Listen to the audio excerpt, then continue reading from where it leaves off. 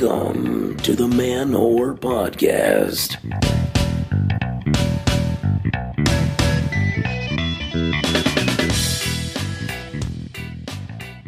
Hey, what's going on, porn mopes, stunt cocks, and arthritic fluffers? This is Billy Procida, and you're listening to the Man Whore Podcast. Hi, hello, and how are you, everybody? I am here in Chicago. I'm back. It's been some time, maybe 8 months since some random Twitter follower flew me out here for 36 hours. Yeah, it's nice to be back, everybody. How are you doing? This week, guys, we've got one hell of an episode. I sat down and talked to the Veronica Vane, also known as Paige Jennings, also known as the Wall Street porn star. Yes, some of y'all might remember back in January, some shit blew up. Paige Jennings, who goes by the performer name Veronica Vane, was a Wall Street intern who had recently graduated with a finance degree from college, a really good college, and she signed up to do this show called The Sex Factor. It's a reality TV competition show to turn people who haven't really done porn into porn stars. And they told her, hey, start up a Twitter account that'll help you start getting a fan base before the show comes out. And so she did that, and she started posting some sexy selfies at work. Needless to say, some people at work found out. It circulated. And she had already put in her 2 weeks notice. She was like, hey, I'm gonna finish out the little bit of time on some projects I'm working up on here, and then I'm out. So she's already gonna leave, but just word got out that there was this Wall Street girl who was doing porn or about to do porn, and things blew up. All these news outlets started covering it, like the Daily News and everything. And so I went and sat down with Miss Veronica Vane in New York City at her apartment, hung out with her and her boyfriend. Cool fucking people. But before we get to the episode with Veronica Vane, I got show dates for you, everybody. Show dates. Next week, Tuesday, March 24th, I'm at the Grizzly Pear at 8 o'clock. Next Friday, March 27th, I will be performing at Beauty Bar at 8:30. Those are both in New York City, downtown, below Grizzly Pear down in the Village on McDougal, and Beauty Bar on 14th Street between 2nd and 3rd. Those are both free comedy shows. Come on out. Support your live local stand-up scene. And then Saturday night, March 28th, I'm going to be in New Jersey, Hackensack, New Jersey, at the Firewater Bar and Grill. That is an 8:30 show. Tickets are just $10. Come see the whore do his thing. Then out in April, on April 16th, I'm going to be performing again on Jefferson's Bear Sex Storytelling Show. That is at Sidewalk NYC at 8 o'clock. I'll be telling a sexual story. Enough said. I'll attempt to make it a story y'all haven't heard on the show, but, well, it's been almost a full year of this, and there have been many stories, including the time I did porn. So, it happens. Guys, again, I love getting all your emails, your tweets, your Facebook messages and such. On the rare occasion, your snail mail postcards. Okay, it's always fun. I've lots of emails this week. I got a particular email regarding my little rant on that woman in Michigan who she got banned from her Planet Fitness in Midland, Michigan, because she was going around saying, "Oh my God, there's a man in our locker room," but there was not a man in the locker room. It was a transgender woman which makes her a woman with a penis, still a woman. And you may have heard me call this woman who was doing the blabbing a bit of a cunt.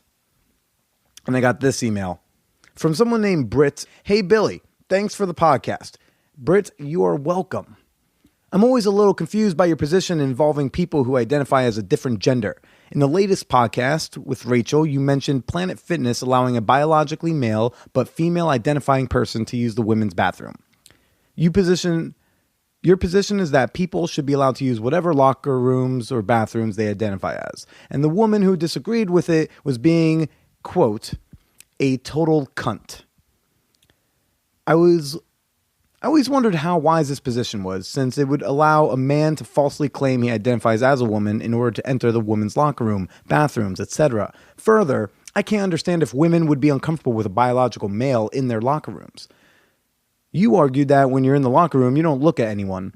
That seemed like a strange defense because it doesn't matter what you do personally. It's about what other people do or are allowed to do. For example, I've had plenty of guys check me out in the locker room, including making obvious glances at my junk.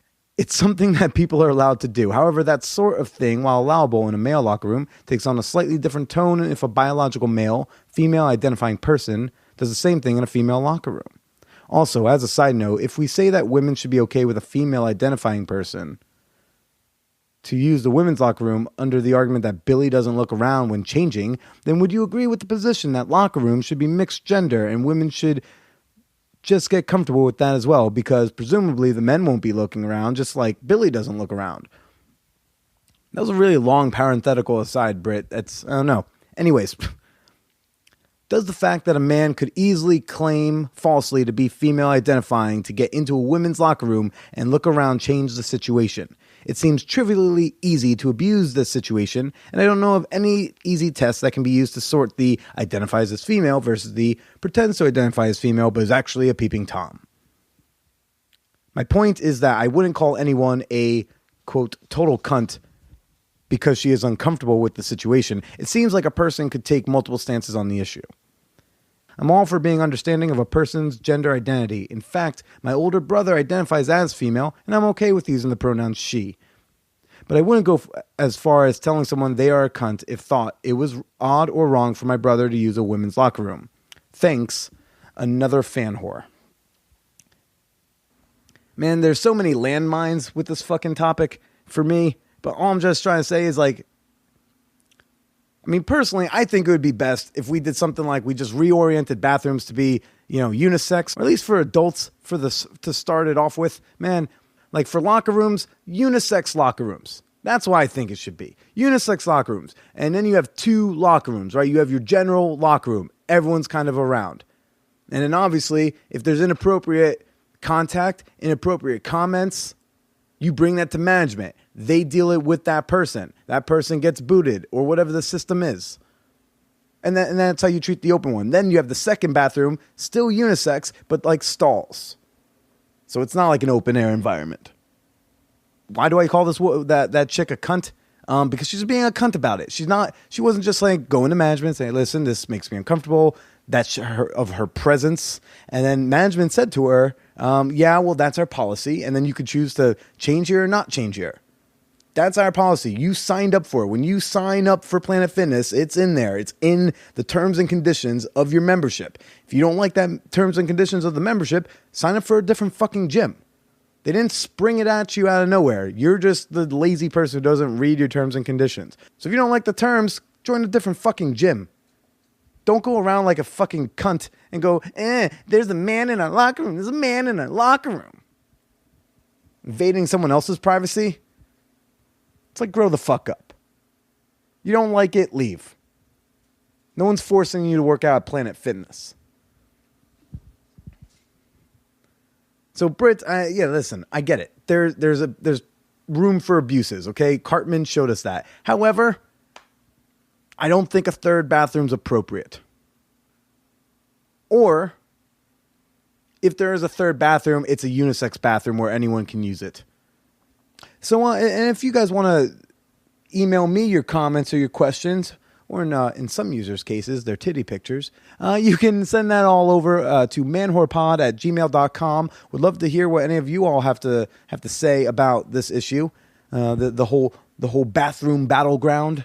On a happier email front, just a quick update, guys. You all might remember a few weeks ago, Katie, she was the hot MILF with the C-section scar. Okay, and she was really worried and self-conscious about, getting with men with a C-section scar because she thought like they wouldn't like it. And Katie wrote in, she's got a very lovely update. And I wanted to update everyone with that. It's real brief. She just said, "Hey, Billy, in taking your advice and trying to get over this scar issue, I let my date get up close and personal to that area. I haven't been able to be that comfortable letting anyone give me oral in a long time. Luckily, my whiskey made me frisky and brave, for the night at least. I've slept with this guy before, so it helped me being comfortable enough to let him go down. I'm only able to orgasm through oral, and I was long overdue too. It crossed my mind during, but I tried to be in the moment. I'm just hoping anytime I hook up with someone new, it won't be an issue for me. Just thought I'd give an update. XOXO. A fan whore." Katie, I'm so happy for you. I know I've already told you via email. I'm thrilled that you're getting your groove back, girl, because, again, you are... Everyone just trust my opinion on this one. Total hottie. Should not be letting a C-section scar get in the way of her sex life. We got Veronica Vane. Right before we get to that, I'll do it shortly. I'll make this quick, short, and sweet. Just to remind you guys, the website for the podcast is up. It is live, www.manwhorepod.com. There you can listen to all the episodes of this podcast, all 49 episodes. You can read the things I write from time to time. You can see some fan whore boobs. Yeah, you heard me. Any of you who click this because you're just a fan of Veronica Vane, all right, I got more titties for you. Go to manwhorepod.com. You'll see some fan titties that get sent in. It's pretty cool. Also, you can use from that site. You can subscribe to the show on iTunes, Stitcher. I hope you are subscribed to the podcast on whatever podcast app you like to use. And if you have a moment, please leave a rating, leave a review, leave a comment. Helps me, know what I'm doing right. It helps me know what I'm doing wrong. Because I'm just trying to bring you the best show I can every week for free. And if you are enjoying the show, if you are enjoying the podcast, I'd appreciate if you donate a couple dollars, a few shekels, maybe a few pennies over at the donate button on the website. Click on the reading list and scroll down to the bottom. There's a link where you can buy me one of my books on my Amazon wish list. All right? Many different options out there, guys. I'm just trying to give you some good quality. Like right now, Veronica Vane, Wall Street porn star. Let's do it. I really feel like it is, honestly. Yeah, me too. The work in porn to me just I feel like maybe we should just save this for later. Oh. What do you think? Or are we rolling? We are technically rolling. I can edit it to come in whenever I want, but... Fuck, I'm going to sound like an idiot. I thought we were just talking normally. Oh, no, I can take that out or not. I don't know. I forget when I hit record. I was just like, I'll see when it gets interesting or not. But okay, so... Okay. You can pretend we're not recording if you want to keep talking like that, and I'll just not use it. No, it's fine. Okay, so you think porn is definitely sex work? Yeah, it has sex and it is work, and it falls under the large umbrella of sex work. Everything from escorting to doming to porn to like maybe writing erotica, maybe not as much. You think writing erotica is sex work? No, I feel like maybe it's at the bottom of the handle. It's like not exactly under the umbrella. It's one of those things that there's like, you can have like a literal translation for where it's sex and work, or it can just be sort of an all-encompassing term. And like I don't think it's just like prostitution is what I'm saying. Well, I think work implies an exchange of of a currency for a sexual act. Yeah. Right? But porn isn't really that. That's not really what you're getting paid for. You're getting paid for your image. You're getting paid to have that image spread. You're getting paid for those, 10, 12-hour days. Like, I would not charge the majority of porn guys to have sex with me. I'm having sex with them for fun. Like, that's the fun part of the job. To me, that's not work, right? Mm-hmm. And there's no exchange for the sex. They're exchanging for the image and the fact that I'm trading... that I'm allowing sort of my identity to be associated with this publicly, but that it's not for actually having sex. And that's sort of where I get... But you do have to have the sex usually to get paid for that work. So I feel like, it's all right. They're adorable. I normally don't like small dogs, but I'm a big boxer guy. But no, yeah, I feel like... But you do tend to have sex in some capacity. So... I do just consider it inherently sex work. I just think there are different types of sex work. Okay, so what about an actress for a role in an HBO show where they have to portray sex but not actually have sex? They're not having sex, therefore not sex work. But they're oftentimes doing very sexual activities. It's just aside from like genitalia touching. But that's not considered sex work. Right, because they're not like having sex.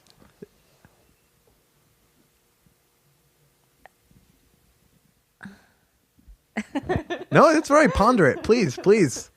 Or do you like shorten the long pauses? No, I'll probably leave that in. I try to do as little editing as possible. It just means more work for me. I mean, if you want to look at it like that, yeah. Okay. I mean, I personally just don't feel like it's inherently a sex worker because I think work sort of implies something has like a negative connotation to it, I guess. Oh. I just don't feel like I'm working, if that makes sense. Well, that's like that's the perfect type of work. Well, sure. Yeah. The work that you like doing. Okay. You know, maybe it sort of stems from my experience in the strip clubs and stuff like that. Okay. Is you know, work always sort of there's always some. Gosh, I'm like being very inarticulate tonight. No, you're fine. You're fine. Okay. Work implies that a certain amount of money or reward you'll do something for, kind of. So, like, if you're even at, you know, my Wall Street desk job or something, like, I wouldn't stay at the internship until midnight because the rewards weren't there. I wasn't in the bonus pool. Like, screw that shit. But if I was an analyst and I wanted to make tier 1 bonus pool, like, I will stay there and work until midnight. You know, it's like, it sort of implies that like everybody has their price kind of thing for certain. Right. But in porn, maybe there's a price for, you know, if you do double penetration, like, etc. But you can make a very strong career, Riley Steele is an example, off of doing basically nothing outside the norm. And it's because of your image, because people want to pay for your product and your image, not necessarily because you're having anal sex. Sure. But porn, I mean, I think that's just part of porn. I don't think that excludes it from sex work. I just think that's just a big factor of porn. I mean, that's a big part of the business of porn, which is something like you seem super interested in. Yeah. Yeah. I don't know. I guess I'm more interested into all the business stuff than like debating the semantics of this or that, because I definitely did not major in English. I just can tell you personally, having been a quote unquote like sex worker in a very real sense, I don't feel like this falls into that category. If it does, it's extremely peripheral. Okay. Fair enough. I guess on that point, I should like tell people who I'm talking to. I'm here with the Veronica Vane. I didn't realize that was okay. Hello. I mean, or we can do a typical intro where I just hit play and go. But I don't know. That seemed fun. That was a good. Know they're talking to me. Yeah, you had a good rant in there. It was very solid. And it's highly personal. I hope you don't like extend these things into saying I'm whatever. Oh no, this is a personal show. This is they don't listen to the show because it's the funniest show on iTunes. It's not the most expert show like Dan Savage on iTunes. They just like that they're raw and real conversations. Cool. Usually between former intimates. However, we are not former intimates. You are just a new porn starlet out there. Yeah, it's important to note the starlet these days. I'm not allowed to be a porn star unless I'm like in the Hall of Fame or something, apparently. I say starlet just because you're just so new. No, I am a starlet. I don't disagree. You just started like yesterday. I definitely don't disagree. I just think it's funny how like people get very adamant about the lines between star or starlet. Like it doesn't really matter. Like I don't feel like I need to back myself up. Like you know, you tell me who's more likely to have heard of me or not. I feel like people are hearing about you. You've been in the news a lot lately. Surprisingly, yes, I was shocked when everything sort of happened with me. Yeah. I did not think people would think I was that interesting. Well, you don't think it's interesting to quit Wall Street and do porn? At the time, I didn't think it was like enough of a thing to be like a news story for. I mean, honestly, my whole life people have told me. We just had a news story about what color a fucking dress was. I was like, this is a tad more interesting. And, you know, earlier that day, people were just watching llamas run away, okay? Anything can be news. Yeah, I know. I was really surprised, honestly. I mean, it wasn't just that. I just didn't realize. I mean, they found me on a Twitter account with 400 followers. You know, it would be more interesting if I'd been like, you know, maybe like a full-time analyst, or if I've actually done some porn while I was at the firm. Like, I didn't think like, oh, well, she already quit because she was going to go into the sex industry. So that's interesting. Or if you've done like the Kendra style, like you made you did webcamming at the firm.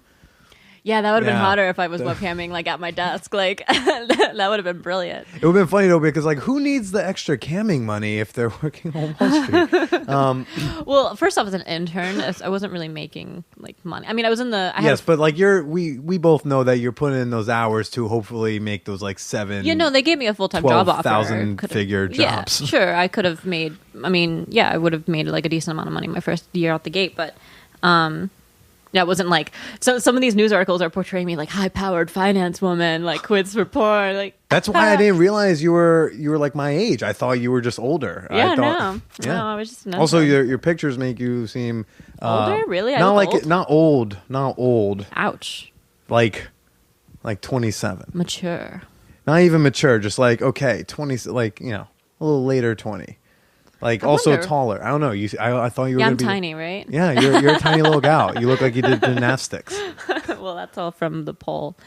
No, from the stripping, right? Well, the pole fitness. There's a difference. Do you do? Oh, you do the pole fitness now? You don't have to be a stripper to be athletic on a pole. Do you do the pole fitness now? I don't do it as much. Do you go there and do you feel like the expert? Like, do you critique the teacher? Be like, that's bad technique. No, the people that I've been trained by are like 100 million times better than me. They're like insane. World-class strippers. World-class. They're not strippers. Like, most of them are former like dancers and gymnasts and some Olympic stuff. Like, they're crazy. They're like straight up vertically flipping on the pole. Like, I'm not that good. Okay. I'm like I'm good enough. Like, if I go into a strip club, I'm probably better than 98% of the girls there. But that's not saying much because most strippers don't like really hone their pole craft. They hone their lap dance craft and their like manipulation craft. But okay, manipulation craft. What's that? For like getting guys to keep funneling you 20s. Okay, that's the craft. The Kate Upton and they don't just hand it to you. You have to be good at extracting it. Right. I've never really been in a strip club. I went to a strip club once, and that's really it. It's just never my thing. I was in New Orleans, and a girl. You're one of those. I don't like the tease. I don't get the point. Like, there's no real sex. I totally get the point. I just know. I'm 20 years old. I'm in like a B-level strip club on Bourbon Street, and this girl says, "I want to buy you a lap dance." I'm like, "Okay, sure." She buys me a lap dance, and then at the end of the song, Whitney goes, "Wow, she must have really liked you because she let you touch a lot." I didn't touch much. I think I was on like outer thighs and a little bit of like shoulder. I mean, I was like very, very, and I'm 20 years old, so like I'm adorably trying to be cautious. And I love you guys. Yeah. When I was a stripper. and Whitney goes like, "That was a lot." I was like, and in my head I instantly knew, if that's a lot, this is not going to be for me. This is because I know that for like not too much more, I can get like a good body rub massage with a happy ending. New York strip clubs are totally different, dude. Oh, I mean, money is king. Damn. So, yeah. Okay. Noted. I have a buddy who's like dating a stripper right now, so I was like, oh, she must be lying to him so much. No. It's like she's trying to get out of stripping type of thing, and quote unquote. I don't know. I mean, to be fair, done that. He's also like recently divorced. I feel like he's just like, you know what, this girl's really hot. I think he's having fun. I'm just telling you, like, she's lying about how many hand jobs she's giving. That's what I'm saying. How many hand jobs did you give? No, did you do? So is that like is that like an all stripper thing? No, I mean, nothing is an all anyone thing. Well, did you give hand jobs for when you were stripping in the champagne room? Wait, I don't think I can. Can I legally say that? Yes. Yeah, you could probably say. I mean, yeah, I mean, I wasn't like constant or here. anything, but like a hand job is just a hand job. Like, sure. Who cares? Yeah, I mean, I'd say that's probably the most common form of exchange there. For the sex itself is not happening really. Right. I mean, it's not happening. I mean, it wasn't on like my watch or whatever, but it's just like way less common. But like little things like making out and like hand job, like basically you can get like making out at the strip club. You can get 14-year-old stuff at the strip, like whatever you did when you were like 14, pretty much. Aside from like sex, you can get at like the sex. I mean, I did not get much when I was 14, but I appreciate you estimating that.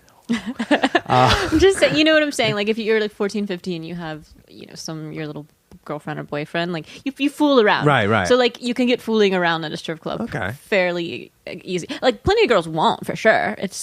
But it's definitely not some sort of minority that's doing the extracurriculars. I had no idea. I would love. I didn't know you could get making out at a strip club. I might have to go to a strip club now. Yeah, I mean, you have to find the right girl, though. Right. I mean, there's some girls who will like have sex and not make out with you, and there's some girls who. That's will, why like, I don't normally have sex with escorts, because it's not my thing. Because I love making out. Aside from you being broke, right? Huh? Aside from being broke, you don't normally have sex with escorts. I'm just kidding. It's a joke. No, it's okay. It's okay. I'm kind of poor comedian. I just live so low means that I have disposable income. I have no kids. You could spend $1,500 an hour on a New York escort, right? No, I've never done one of those. I had sex with. You've done an escort? It was by accident. It was pure, not on the schedule. It just kind of happened. I thought I was getting a massage with like a blowjob ending. That was what was like negotiated. Dude, I want the finger endings. Where's the like hot massage guys who will like they are around in New York. Finger me. I just don't know my where. My boyfriend says so, and I mean I haven't They're managed. around. Anyway, tell me about this. To be fair, it's not that good. She started doing in the middle of it like this like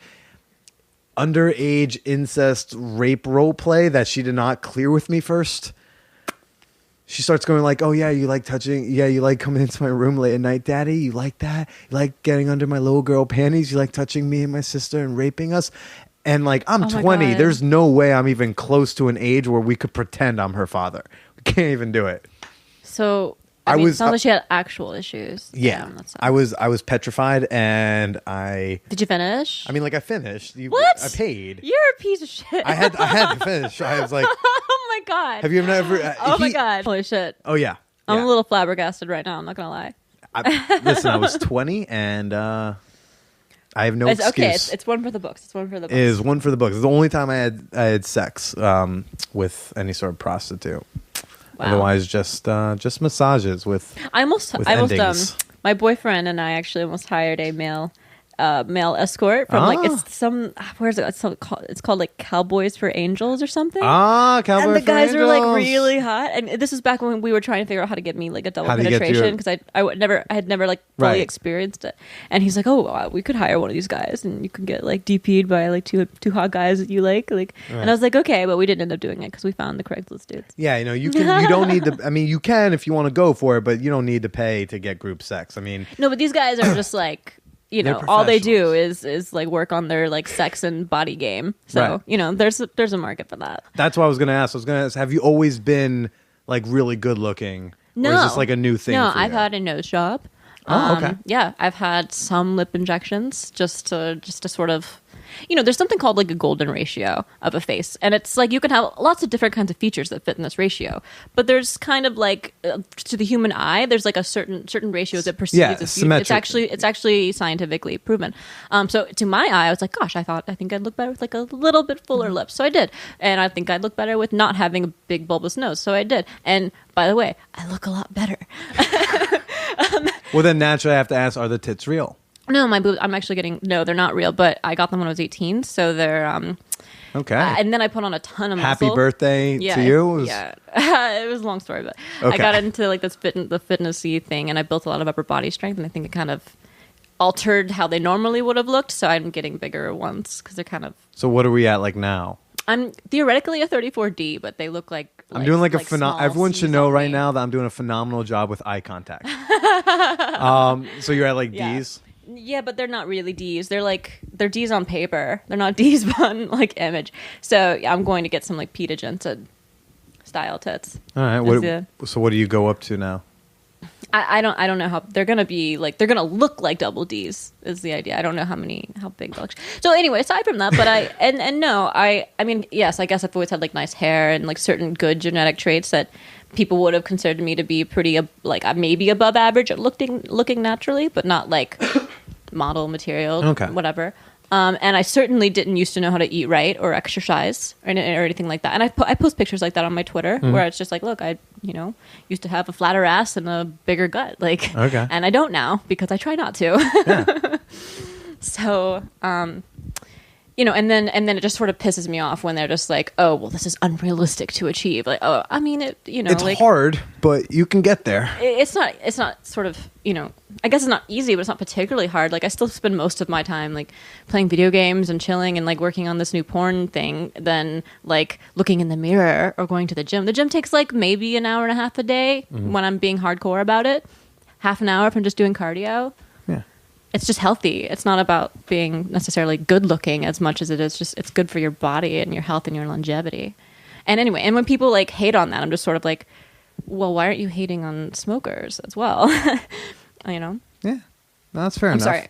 Well, like they're not. Yeah, it's like they're hating on us, but There's other people who are doing unhealthy shit. Yeah, and it's like we're doing healthy shit. We're getting hated on. So you mentioned earlier that you guys were like you've done some gangbangs, some group sex activity. I heard your little thing on the Bro Bible. You guys, that poor dude sounded so flabbergasted. You said sex party. He was like, "What do you mean sex party?" It's like a party with sex in it. Yeah.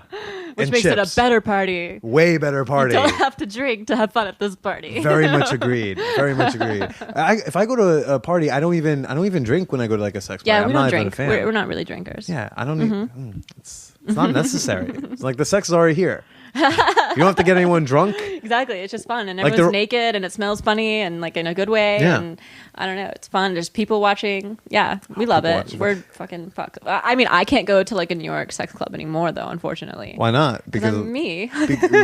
So you still can't? No, so that's the thing with being like in porn, right? You have to be a little bit inaccessible. You can't seem to just be like freely available to anybody. It can't be a perception like that. That's pretty much why they tell you not to escort in porn as well.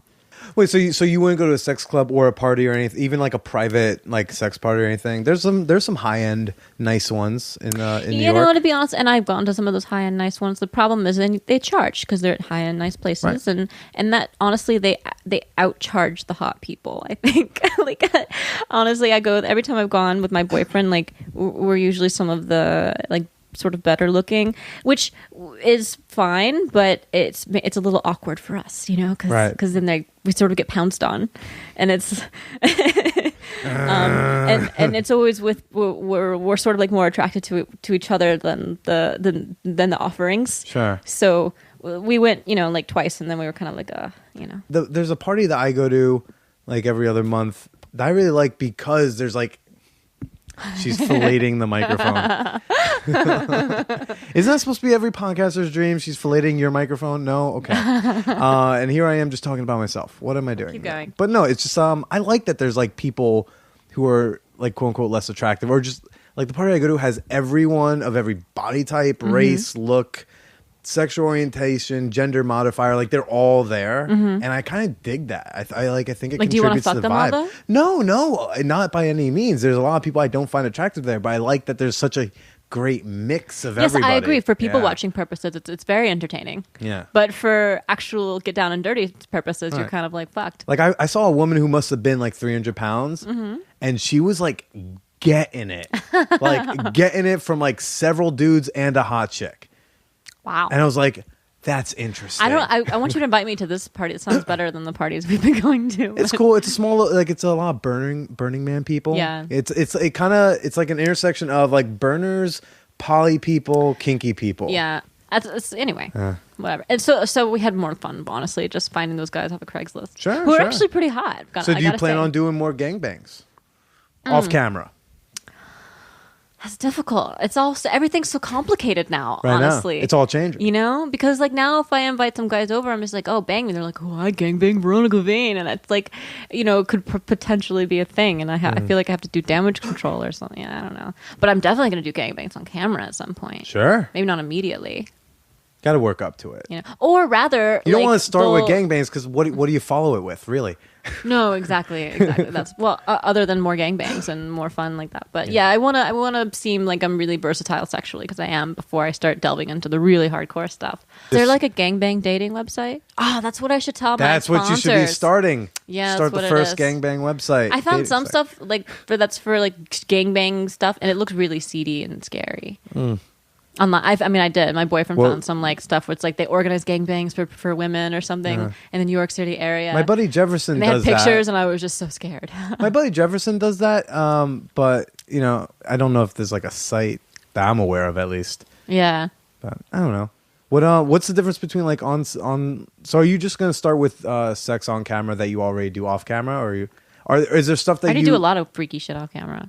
Huh? I already do a lot of freaky shit. What kind of freaky shit are we doing? Well, like the gangbangs, right. DP. I like anal. I like a lot of the stuff that so-called, you know, real women don't like to do. I don't like to take cum shots and take it up the ass. Like, oh God, no, I do like cum shots and I do like taking it up the ass. Good for you. So I mean, that kind of stuff is on the table, obviously. But to start, you know, you're gonna see a lot of like vaginal sex. I mean, maybe I'll shoot something for kink. I don't know. It could be exciting. Could be fun. You always got to be able to change it up, follow it up, because again, you don't want to be like the gangbang Versatility girl. is the key, honestly. Correct. To the porn business. Yeah, you never want them to say the sentence, "Oh, it's just another Veronica Vane gangbang video." You never want to hear that. I mean, I have real orgasms. I don't know who's going to get tired of watching my real orgasms. Not saying that other women don't, because they do. It's just obviously a little bit less common. Congrats. That's happy to hear. Pornhub actually said that on my bio they wrote for me. They said they commented on the realness of my orgasms. Right. I was like, awesome, Pornhub. Thanks, bro. Thanks for the shout out. So you just did your first like full video that was like yours, movie. right? I did 4 scenes. 4 scenes. Yeah. This isn't the Caden Crossing. This was your own No, one. it's all Caden Cross. What are you talking about? The Wall Street one. I It's called Screwing Wall Street. It's 4 scenes. It was written by Caden Cross. Oh, okay. She's in. Got it. Okay. Yeah. So your first movie, like, did you have porn bloopers or anything like that? I mean, I don't know if they'll. Or are porn bloopers fake? I don't know. You can tell me. Is that even not real? Is that something that they purposefully make? I mean, porn bloopers would be anything that they like have to cut out because the girl was like having anal and pooping or something. Exactly. But, like that didn't happen because I wasn't doing anything crazy like that. But porn bloopers. I mean, that was like probably the warm up to my Caden Cross scene where I got DP'd by 2 glass dildos. Okay. And I wanted to, like warm up for it, right? Oh no, there is totally. Sorry. Okay. I know what you're looking for, and it did happen. Oh, I don't look for things. I just ask. We were originally using like a glass dildo and a glass butt plug, and I was all lubed up with coconut oil, and it was pretty great. She was like ass fucking me with this glass butt plug, and then she sort of like leans back and sort of spreads her leg to like invitingly, and I'm like, okay, so I stand up to sort of go over to her. And like the glass butt plug falls out of my ass and just like shatters. It shattered? It shattered all over man. the floor because I was so like lubed up and like open. It just like plop, like, and then like the whole set just like, oh my god! And they're like, don't move, don't move. It's an insurance liability. Okay, we can't. Yeah. I didn't even know this thing shattered so God. easily. Yeah, I didn't either, but I mean, I guess if it falls out of your ass when you stand up, it's pretty high impact. I have like a yeah. Wow. Okay, Yeah. that's dangerous. So I guess I'm pretty sure that won't be in the scene. Probably not. But Manuel, who directed it, he's like very committed to the sex being like as real as possible. It has to sort of have like a start and an end and a middle, and it doesn't stop. It's just very natural. That's what he is really strong about. Like, so I hear, I don't know, I'm not experienced enough that on other porn sets directors will be like, oh, lick her ass now, finger her pussy while you lick her ass, like sort of directional, and that's obviously not real sex, right? Right. But and his porn, it's real in the sense that it's not directed. Maybe they'll have like a general layout where they're just like, we'll start on the wall and then we'll move to the table and we'll end over here. But like the rest is just people fucking. So did you and the other actors, like, did you talk before and be like, listen, let's get this done, or you kind of just like feel it out and fuck and see what happens? No, you talk a little. Manuel didn't ask me. He didn't seem to. But Mick Blue, who I also did it with, was like, okay, so what do you like? He's Australian. I have a bad Australian accent. Okay. And I was like, oh, I like this. I like that. Don't lick my ears. I hate my ears being licked. Like that sort of thing. Okay. And I'm just like, what do you like? He's like, oh, everything. He's like, just go for it. Yeah. Yeah. That's and fun. then like the girls, that's different with girls. It's like girl on girl. There's always an element of sort of lack of reality a girl on girl porn scene, because it would take way too long for 2 girls to actually get off on their own. Right. It would be really hard, at least, unless some chicks are just particularly talented at squirting or something like that. Like, I can squirt, but not like Bonnie Rotten, who just does it on command. Yeah. I'm not that talented. Most women aren't. And it's just like you have like half an hour to get this scene and stuff. And so you just have to sort of fast forward things a bit with women. Yeah. So there's less like, oh, I like it like this on this spot. It's just more like, look like you're fingering my pussy really hard, and I'll like it. That's the acting part of the porn acting. Yes, yeah. But I mean, it's still not acting in a sense. Like, I actually was enjoying myself when Stoya and I scissored, and I was enjoying myself with Kaden when she was like fucking me with 2 dildos. She's really good at it. She's really good at fucking with dildos? Really good at it. Yeah, she was like got the right angles. I was surprised. Did you afterward? You were like, hey, do you have any tips? Like, how is it? She's like, it's all on the wrist. It's all on the wrist. It's a wrist thing. I think I just need more experience with women to feel more comfortable. Are you like bisexual off camera? Yeah, in theory I'm bisexual, but I'm not bisexual. I haven't practice. had like a ton of exactly. It's hard to line up. There was a party in college, you know. It was yeah, like I mean, I've had a little bit more than that, you know, but not extraordinary much. Right. Just because usually, honestly, most of the girls I've met are just they would rather get dominated and fucked. Like, so it's harder for both girls to get super excited. Okay. Yeah. Okay. Mm-hmm. Do you not get too dominant in the bedroom? No, I'm not particularly dominant. No. Are you on either side of the spectrum? Sometimes I'm like seductive and like leading. Ooh, okay. But not like ever just like get on your knees and lick my pussy. Like that doesn't turn me on. I mean, so let's say like we're in the middle of sex with my boyfriend, right? And we're like fucking really hard, and then like sometimes I can feel when I'm like more likely to orgasm really hard or squirt if you finger me or something. So like we'll stop having sex and he'll kind of like try to start the next position. I'll be like, no, I want that, like something like that would be leading. That voice, right, by the way, that was your porn voice right there. That's my page sex voice. There's a reason that I thought of porn because it just comes that voice is like my thing. Anyway, and instead of being like a dominant, which would be like finger me right fucking now, like that. Which one turns you on more? The first one. I want that. Can you give that to me? Or like, fuck me like that. Yeah. Like, there's a difference. I prefer the first. Exactly. I prefer a leading woman versus the dominant. Not that it's like, just because I've tried the whole dominant woman thing and it was just a little too much, but leading's perfect. I like to be led because I'm the type of guy I like to do a good job. Yeah. You know what I mean? So, but leading's perfect. Yeah.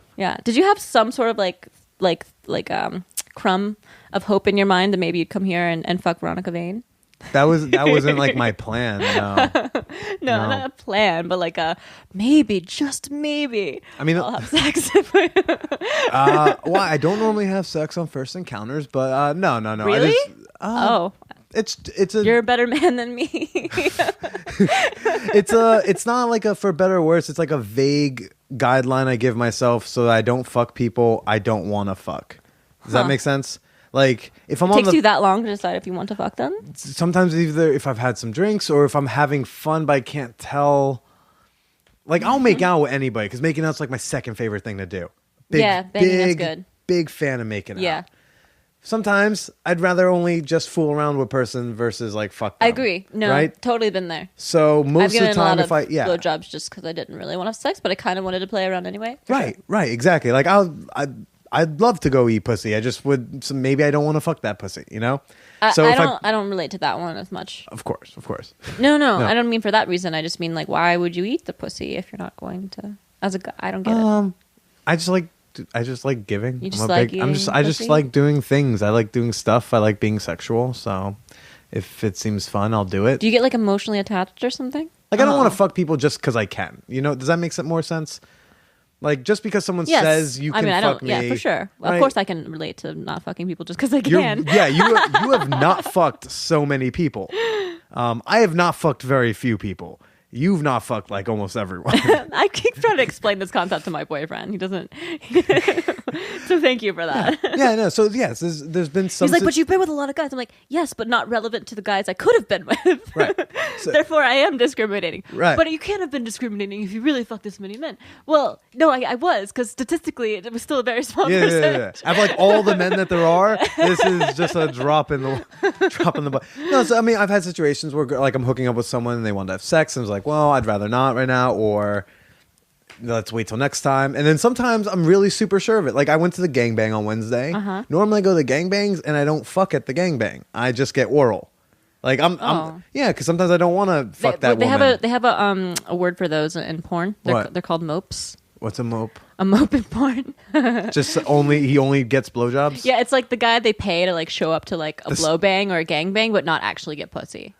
He'll just get blown. Yeah, like sometimes we'll have gets gangbanged by 30, 40 guys, but really she's only getting gangbanged by like 8 or 10, and then the rest are like mopes. and they give them like 50, $100 to like show up and like get their dick sucked. Maybe. Yeah, right. I do that. But then like on Wednesday, I realized I showed up a little early, so I met her and her husband before everyone else, and we were chatting. I was like, oh, she seems cool, and then she's super. I mean, you saw the picture, total hottie. Yeah, she was. Agreed. Yeah, and then that means something coming from me. Right. and then like I was like, you know what? I think I want to fuck this woman, and I did. I just decided to, but not the last gangbang I was at before that. I didn't have sex with them because I didn't really want to. I was like, yeah, I'll just take the blowjob, and then I'm just gonna quietly sneak out and pretend that it doesn't smell like 50 dudes in here. It probably smelled good to me. I don't know how we got on the how to not fuck people thing. Yeah, but, right. Yeah. So yeah, you and the boyfriend, things are good. How long you guys been together? A while. A while. Were we talking like a year? Yeah, about that. Okay. But we lived together for like most of it, so it's sort of like it's like really 5 years and like couple years, you know. What? Wait, you guys were dating for a couple months and then moved in together? What are you guys? Yeah, like less than that, actually. I don't know. We just knew. We just really clicked. Jesus. Okay. Yeah. Wow. Yeah. Soulmates, I guess. And still haven't killed each other. Congratulations. Well, we're just very like sexually freaky and adventurous, and I don't know. Sure. I have friends I'm agree on a sexually adventurous with. I wouldn't move in with them in 2 weeks. It wasn't that little, but we just like I don't know. We really have like a really strong connection on all levels, and just you know. Okay. It's been a long time now, so. Well, yeah, totally. That's awesome. That's great. What you guys met on Tinder? I do a little research. Okay. Yeah. Met on the tins. Mm-hmm. Care to elaborate? Yeah. We had a first date from Tinder, and it went really well, and it ended up in sex on the first date, and then I stayed over, and the next day we had more sex, and then he still didn't want me to leave, so I didn't.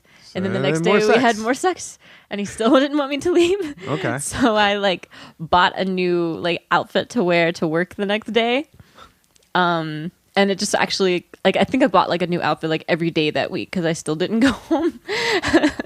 So like I got a lot of new work clothes out of the deal, and then I think at some point I went home for like a night, and like we didn't stop texting and talking and the whole night, and it was just like, okay, just bring a bag when you come back next. Oh, that's adorable. I'm and then jealous. like a month later we were just sort of like I still wasn't going home like ever, and I was poor, and I didn't want to live in the Bronx anymore because that's where I was going to school, and so he was like, why don't you just live with me, like temporarily, of course. Wait, did you just graduate like last May? Yeah, I did. No, okay. not last May, last December actually. Oh Yeah. You just finished. Yeah, so that's why I was a long-term intern. I was like an intern for 8 months because I was still in school. Okay. And they liked me and they wanted to hire me. Obviously now they're like shooting themselves in the face because like that worked out bad. But but then I graduated and was like, you know what? I think I like this other industry better. Mm-hmm. And I quit thinking I was going to get into the industry somehow, maybe as an analyst, maybe as a performer. I wasn't really sure, but I quit anyway, knowing I was trying to get into adult, and then everything. And all this shit happened. Blew up. With your limited experience, is there already something you already know? It's like this is broken, and this is how I think we can fix it. Yes. Well, for one thing, product placement was something I was wondering about. I was just like, why is nobody using this viewership to, put things out there? And I did some reading, and it turns out some porn people had sort of tried with, they had a little bit of media coverage about it. They tried to put some, I don't know, maybe make Hitachi pay for, their vibrator's presence, but it seemed largely unsuccessful. From what I read. So I don't want to sit here and say I'm some sort of visionary or like, the person thinking of stuff that hasn't been done before when it has been. But I will say that product placement has huge, potential in porn because that viewership is ridiculous. And what marketers really want these days is integration with content. They want ludicrous singing about Cadillacs or Monster Energy. They don't just want the Monster Energy ad in the middle of your song. You know what I mean? Yeah. So they want content that's sort of like built around their product. And I think porn has an ability to do that other entertainment mediums don't. Like we can build whole scenes or things around a product without sacrificing the core of our content. You're not just banging the delivery guy, you're banging the UPS guy. Yeah, right. the UPS guy, the Domino's guy. How much will you pay to have your delivery man fucked on screen? we're drinking supplements we're eating supplements from GNC to improve our sex game. Right. We're, searching for sugar daddies using a Mac on arrangementfinders.com. We're Plug. ordering our lingerie from END.com. There's lots of things. And obviously for some companies it won't be a fit, but for some games like Rockstar, who makes Grand Theft Auto 5, James Dean is playing Grand Theft Auto 5 before Lisa Ann, his best friend's mother comes and seduces him away from watching Grand Theft Auto 5, and it's like this whole thing. Like, there's limitless possibilities and actually probably way better storylines that are currently out there if you had sponsorship like this. And listen, like, if you're watching, James Dean and Lisa Ann fuck in front of Grand Theft Auto 5, next time you go to GameStop, you're going to be like, man, maybe I should buy Grand Theft Auto 5. Yeah, because maybe my best friend's mom will bang me. Maybe my best friend's mom will bang me. Yeah. But more than that, it's obviously people are not wholly stupid like that. What companies are really trying to do today, it's like there's this concept called customer relationship management. It's like a big thing if you go to school for business. It's maintaining a connection with your customer, like a relationship of sorts. And that's why they pay like top tier marketers and social media experts and stuff to manage this for them. It's more than just PR now. It's about people having a connection and an attachment to your brand. And what better way to get into the subconscious minds of your consumer base than to, get at them when they're jerking off? Yeah. So that's a pretty big unexplored thing. And I've managed to spearhead it a little by having the first mainstream product placement deal in porn so far. But, it has to be continued, and it can't just be me. It has to be the whole industry. It has to be, I don't have the star power that some women do, or even men who could get big sponsorships. But if it becomes a trend, the more it happens, the better it is for everybody. And it'll trickle down to the performers, and I'm sort of in it for everybody, really. Okay. More than that, though, there's and this is stuff that's way more down the line, but distribution. Mm-hmm. So there's a big fight, like pay for porn versus free porn. And it seems that the market has spoken. You look at my video on Evil Angel, there's 4,000 views. You look at my video on Pornhub, the edited clipped version, there's 2 million views. The market has spoken. Right. It wants free porn. Well, at the same time, the market would want free anything. If you offer it for free, they're going to say, yeah, I mean, that's music, all of it. Exactly. And people are like conditioning themselves to have like 30-second orgasms now because that's what they can get off the free porn sites. I feel so bad for all of those girlfriends. Yeah, but so I don't know. I think some people think, pay for porn is dead. I don't know that it's wholly dead. Just like sort of pay for music isn't wholly dead and pay for movies isn't wholly dead. Like, it's just that porn doesn't have the distribution. Mm-hmm. It doesn't have Hulu. It doesn't have Netflix. It doesn't have iTunes. It doesn't have Vudu. It doesn't have an easy sort of way for a consumer to just pay for the porn without having to like sign up for a subscription on a website and make a big commitment. I learned from Siri actually that there are some sites like Netflix, but for porn. Mm-hmm. I tried out one. I'm not even a big like mainstream porn viewer, but like there was a site called AEBN, I think it was Adult Entertainment, like Broadcast Network or something, and they license all the films that they use on the site, and it kind of works like a Netflix. And it remembers the shit that I'm viewing. So I'm like, oh, wow, they really know that Margot Sullivan's who I'm watching recently. There was a few others. I tried AEBN first, and it was the one I dug. Mm-hmm. And I was able to buy, like, I think 200 minutes of viewing, because basically, like, you buy an amount of time. Yeah. And so if you watch a video, if you only watch, say, like 12 minutes and 15 seconds of that video, it only deducts 12 minutes, 15 seconds from your time bank, right? And so I bought like for $20, I think, 200 or 300 minutes, something like absurd like that. Yeah, but that's only about a movie length, a movie, maybe 2 movies. Yeah, but okay, to be honest, I do not watch the entire video. I never understand how the pizza delivery guy leaves the place. I never make it that far. But it's nice that I can pop around, or if I want to go to certain scenes, like maybe, some of the videos I watch, see what you're saying. I may not like the first scene, but I'll go jump ahead, or like I see a particular thing going down. So, I really dug that. I was like, okay, I think this is pretty cool. I'm looking at it now. Yeah, that's a way you can kind of get people you can kind of guilt someone into be like, what, you don't got $20 for 300 minutes worth of whatever you want? Yeah, why isn't this bigger? Why haven't I heard of this? This is precisely... And there are others. Siri tweeted a long time. I forgot what the others were. They're in a different notebook, but there's like there were quite a few. This just happened to be the one I thought would work for me. I'm not sure I agree with their business model with the paying for minutes thing. I think that's just going to limit your user base. Monthly subscription seems smarter, but like, again... Well, options. Sure. Option. I think the minutes is interesting. As a very casual viewer. Exactly. Personally, I'm more of like, I go to Reddit and I like to look at like self-submitted photos at this point.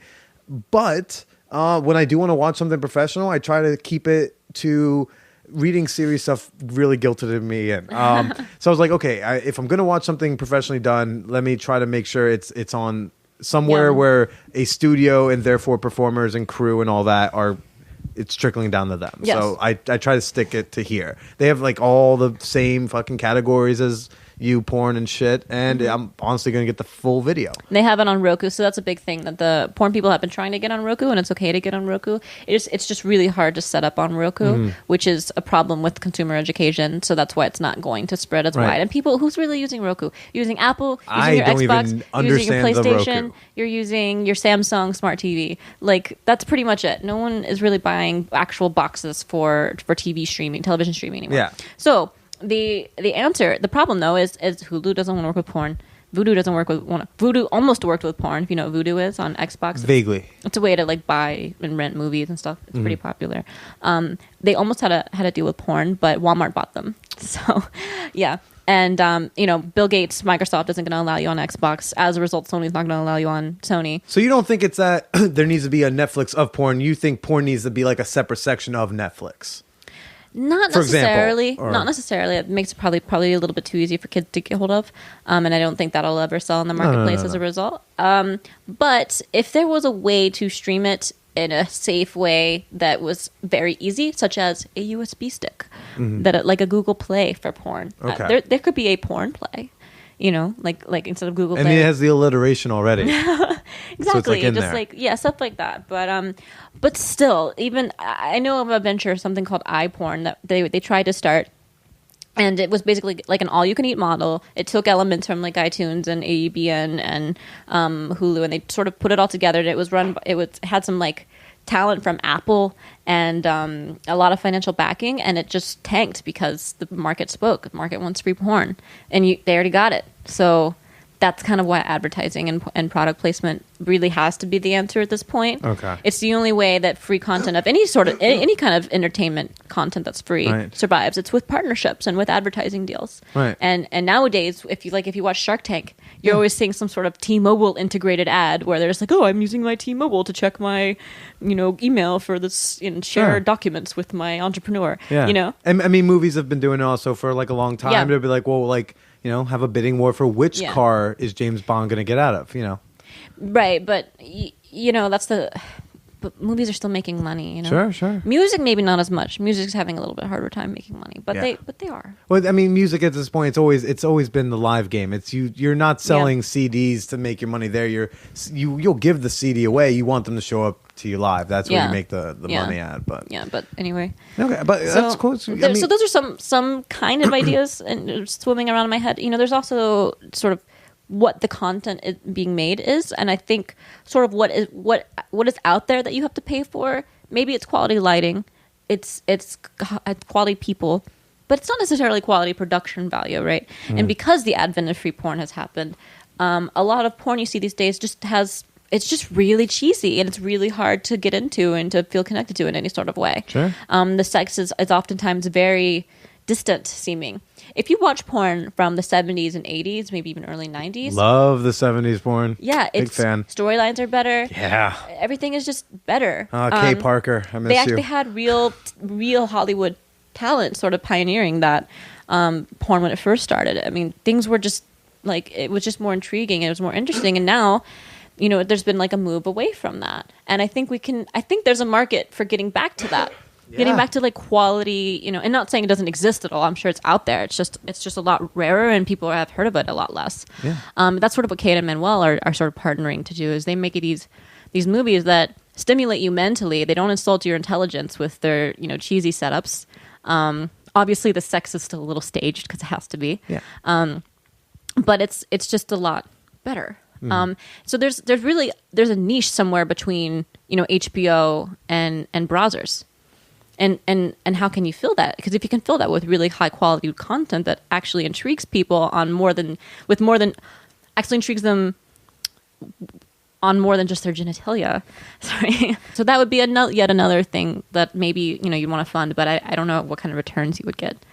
I mean, if you made like a Game of Thrones style TV show with actual sex in it, you see what I mean? What about does Brazzers have a premium subscription TV channel, like a Playboy? MindGeek owns all of that. So I don't. I've only just dipped the toe into reading about the whole MindGeek thing. You know what? I honestly like. From an industry perspective, they're definitely threatening, and I see why everybody has issues with them. And I'm not saying I don't share some of those same issues, but the fact of the matter is, from a business standpoint, I can't fault them. They're very opportunistic in a space that was pretty not dominated at the time. A lot of the big porn companies that exist now came in when porn was a gold rush, and people bought DVDs. It was normal to buy and rent DVDs. Pirates had a softcore cut for Blockbuster, and it's just not like that anymore. And MindGeek has, fortunately for them, unfortunately for other industry players, capitalized really successfully on that. And people say they steal content, but they still make a lot of content. And actually, I don't know where they're stealing the content, because my full clip, my full first scene, I found it ripped on a non-MindGeek tube site. It was already ripped, but it's not ripped on any of the MindGeek sites. So I don't know if maybe they moved away from that or something. I'm not really fully clear on the whole piracy thing. But they're doing something that I haven't seen. I mean, maybe I'm wrong, but I haven't seen a lot of other porn companies be doing, is they actually use their analytics to drive their content development. They really know their numbers. We need more big black dick stuff. Okay, let's make another big one. Yeah, through my partnership with Arrangement Finders, I know what kind of searches are going for me, and there's there's actually not that many searches for Veronica Vane, and I'm just well, that's weird. What's going on? Am I just not popular? No, it's actually split. It's Paige Jennings, Veronica Vane, and Wall Street Girl. And if you take them cumulatively, a lot of people are searching for you. But right. It's we need a video where you're playing both roles. Yeah. We need Paige Jennings to fuck Veronica Vane. Same movie. Exactly. Same scene. So I'm just saying they know things like that can drive business Call decisions George Lucas. that I don't know is being utilized across the rest of the porn industry. And business-wise, you can't. I mean, I can tell you this. MindGeek uses software called Tableau, which is the ultimate, and I've used it before, business analytics intelligence tool. And they use this along with Is that the one with things. the 5 computer screens I say in the movies? No, it's just a way that dynamically represent data, so you can sort of answer your own questions. Totally, yeah. Whatever you said, I agree. Sure, why not? But they're using tools like that to drive their content development and to drive their business decisions. And that's what any business has to do today to stay competitive. And the rest of the industry hasn't fully transitioned to that, and that's kind of the reason why MindGeek is dominating. Maybe they steal and stuff, but there's nothing stopping another company from using analytics and whatever. I don't know. I think there's room for consolidation. I think there's room for innovations. I'm certainly not criticizing. I think you can easily just build a production company and make really good content and make a nice living off of that. Yeah. It's just not going to make you the most competitive player in the space, is my point. I knew very little about porn stuff until I did a thing with Sarah J and Siri back in September. I flew out to Vegas and did a shoot thing with them. But preparing for meeting Sarah and talking to her, I didn't realize that porn stars were diversifying so much. I had no idea that you were making your own toys, that you would do the webcams, that you did the night flirt or selling whatever, the panties, the dream phone lover, sex, the sexting stuff, all of that feature stuff. appearances. That's why it's lucrative. It can be lucrative, rather. Is the many multiple revenue streams, and as a result, a lot of these porn girls that are oh my god, a smart porn star.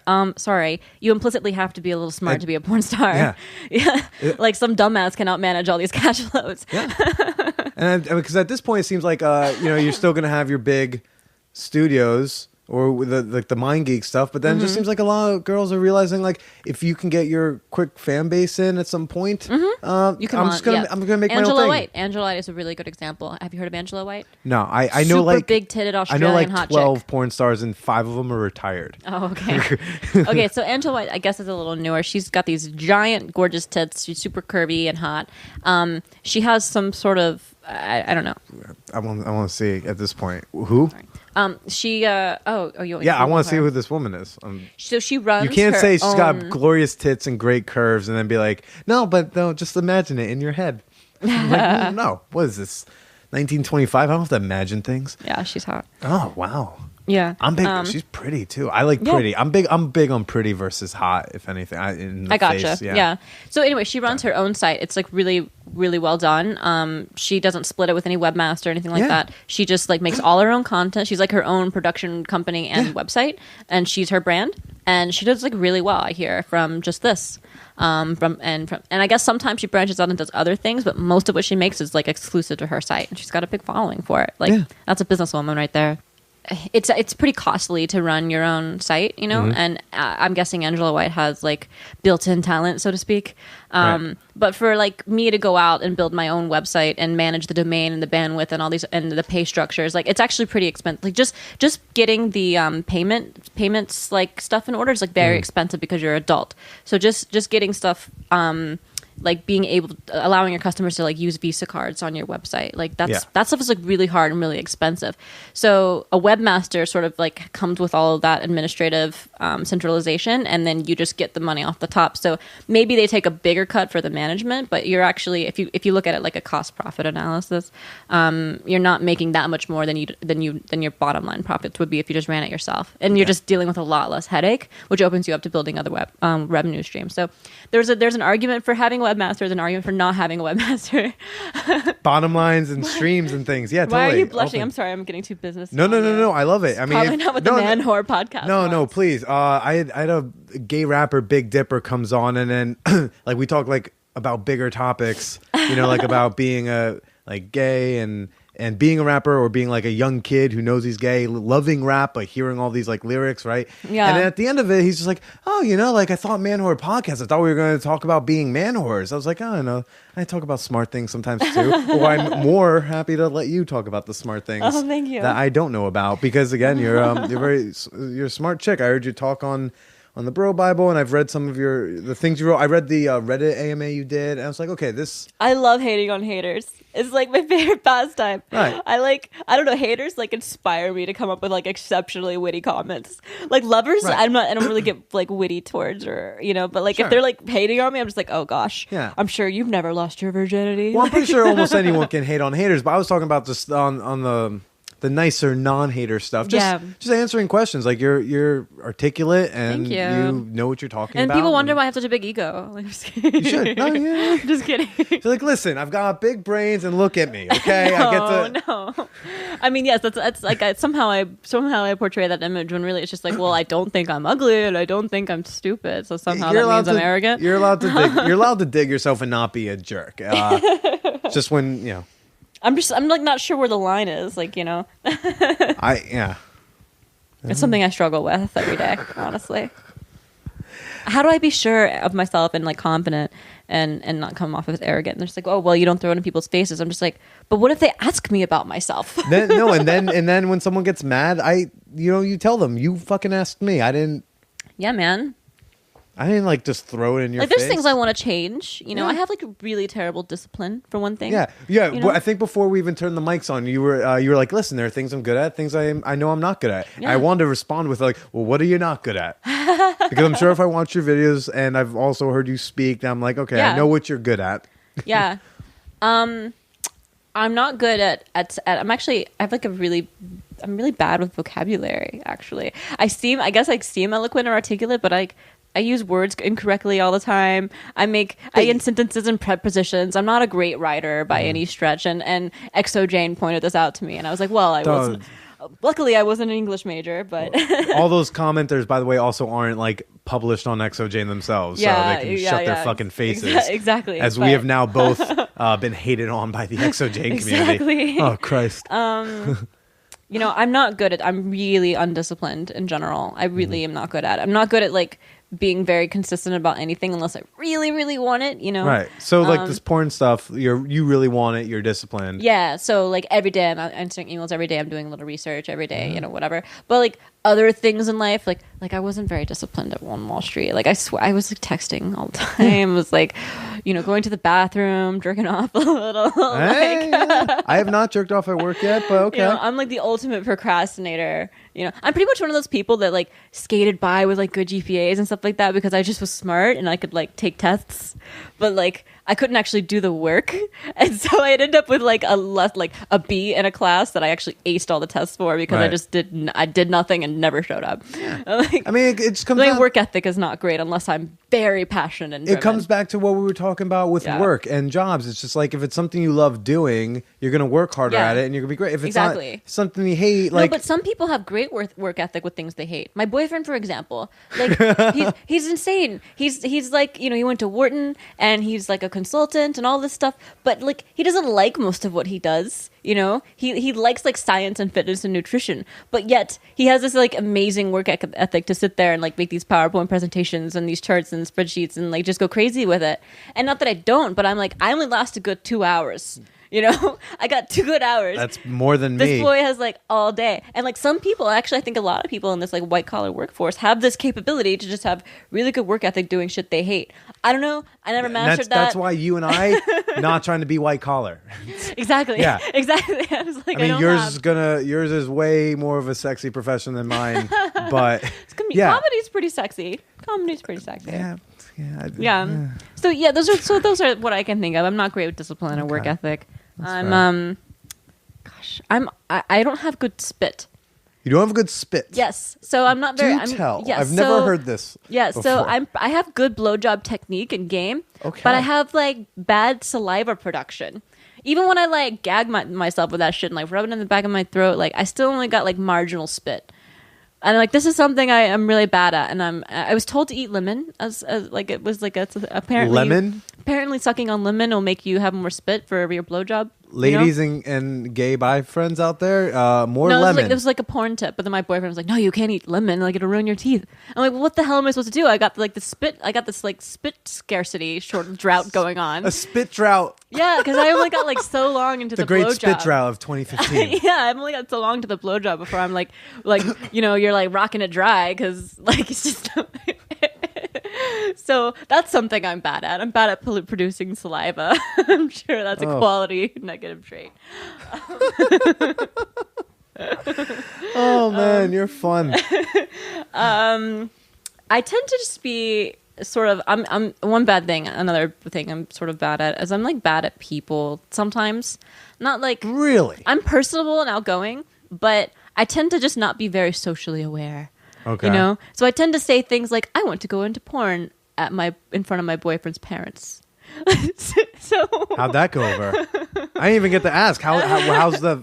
I didn't even get to ask you how. I'm just saying, like, I can branch out and like kind of just be socially inappropriate at times.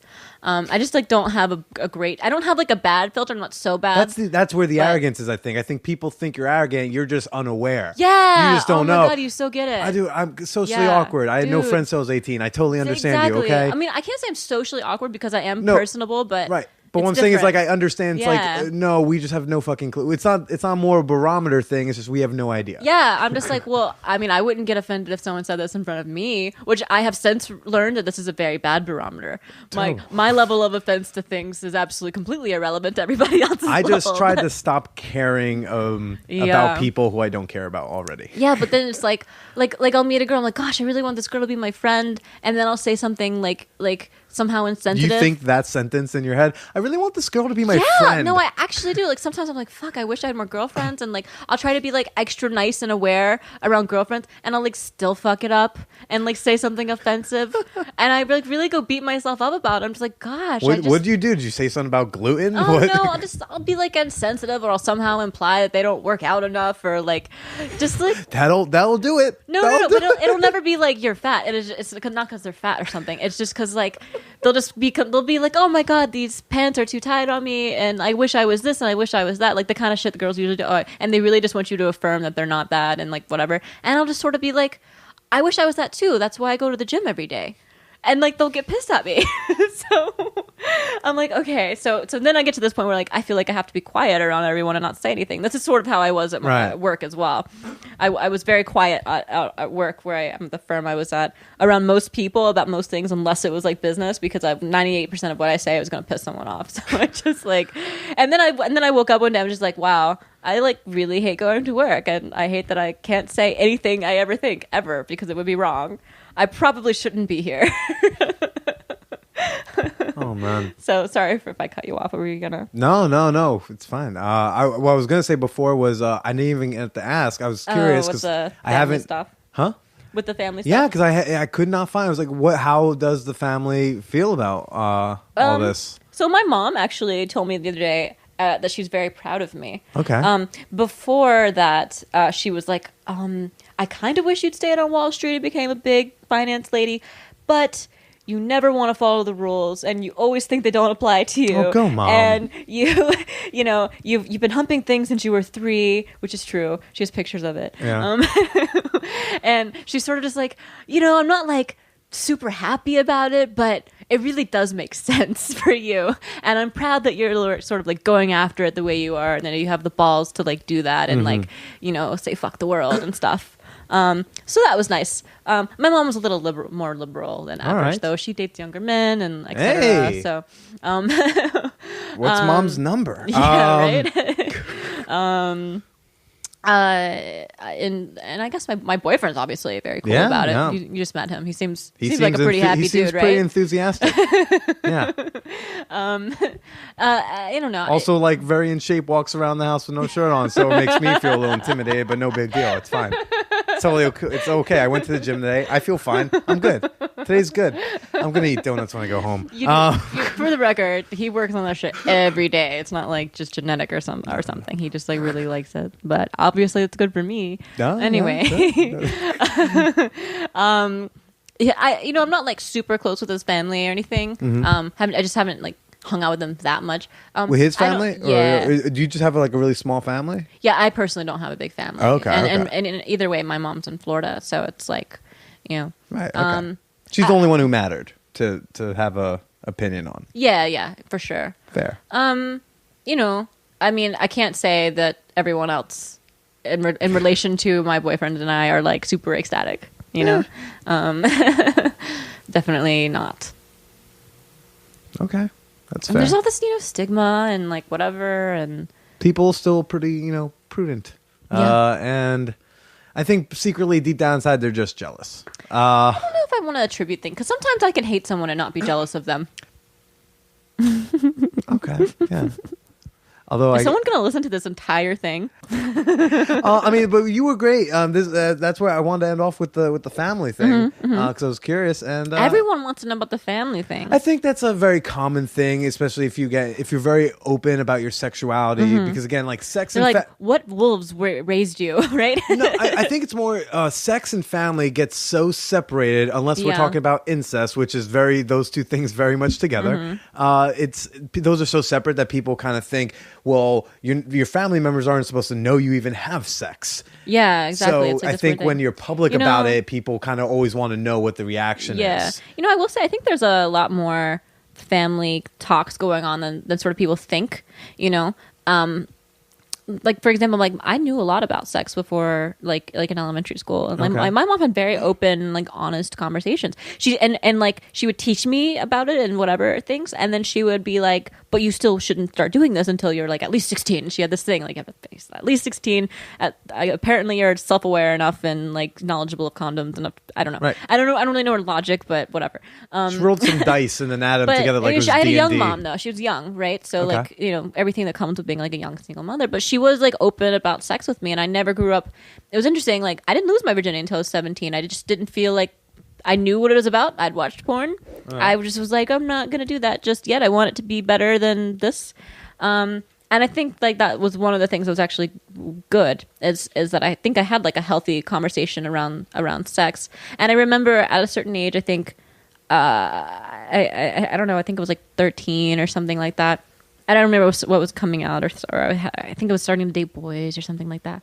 And she was like, she had like a conversation with me about like masturbation and stuff. And I remember being like a little flustered and being like, Sure. I don't want to talk about you. That's what, I mean, yeah, I do it, but like, and then she'd be like, well, no, I just, like there's other things that you could use that you might enjoy. She buy you a vibrator? Nah, yeah, she gave me like a little teeny little. Mom, I love your like mom. a training vibrator. A training vibe. So like I had a pretty Your mom's awesome. I had a decent sort of like, or maybe it was like lube. It was like a little thing. She gave me like a couple little things.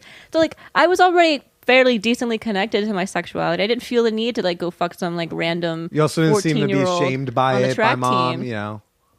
Yeah, so I never had any sort of like shame, like sex shame or something, which maybe is why stripping wasn't like a big hurdle for me. Sugar daddies weren't a big hurdle for me, like everything just, I don't know. I had like a different conception of it. Yeah. So, I give vibrators to your 13-year-olds. I guess. I encourage talking to your kids explicitly about sex. No, but like, but she would I remember she would like cushion all of these things and sort of like, but you not yet, but right. know about it now. Right. And like have like, obviously I'm going to masturbate anyway, at least do it in a way that I find it's pleasing enough that I wouldn't necessarily feel the need to go explore otherwise. Right.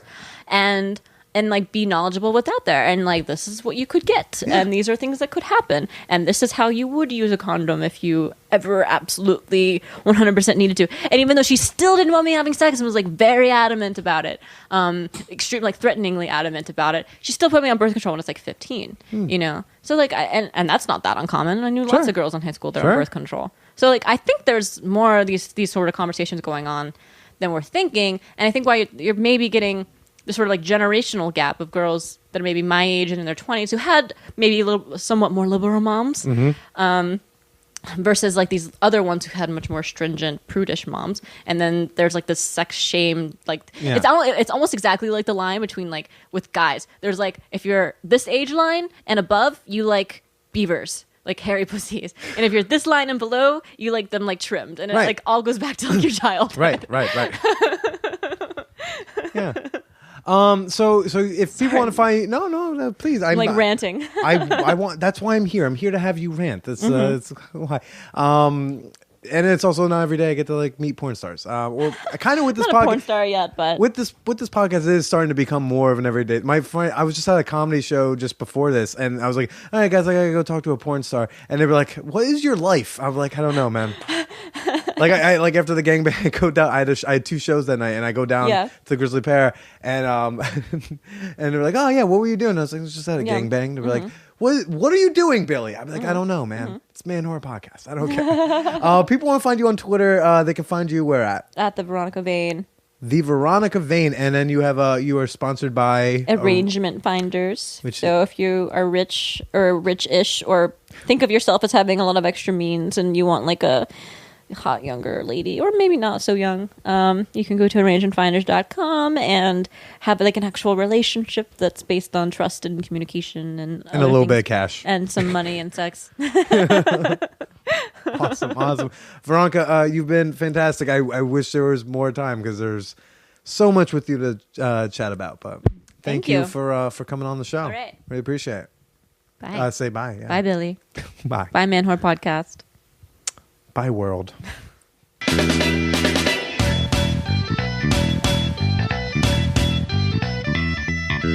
Oh man, what a show. Oh man, how awesome was that? I like, seriously, it's like, what didn't we talk about? Oh man, that was great. Guys, if you want to check out Veronica Vane on the Twitters, again, she is at the Veronica Vane. And listen, ladies, young, old, middle-aged, whatever, ladies over 18 listening to this show, you want to start getting into the sugar daddy scene, or hey, fellas, do you have some extra cash? Would you like a pretty gal on your arm? Let's say like a monthly subscription girlfriend. All right, why don't you head on over to arrangementfinder.com, the unofficial sponsor of this week's episode of the Man Whore Podcast. So anyway, she's out over there on there. But as usual, y'all can check me out over on Twitter at TheBillyPresida. Say hello. Use the hashtag ManWhorePodcast. And if you want to say something a little bit more privately to me, you can email over at manwhorepod@gmail.com. As usual, I'm here every Wednesday dropping you new shows, new episodes, new raw, real, and honest conversations. And I hope you all enjoy yourselves and have a lovely week. So until next time, everybody, don't forget, stay slutty.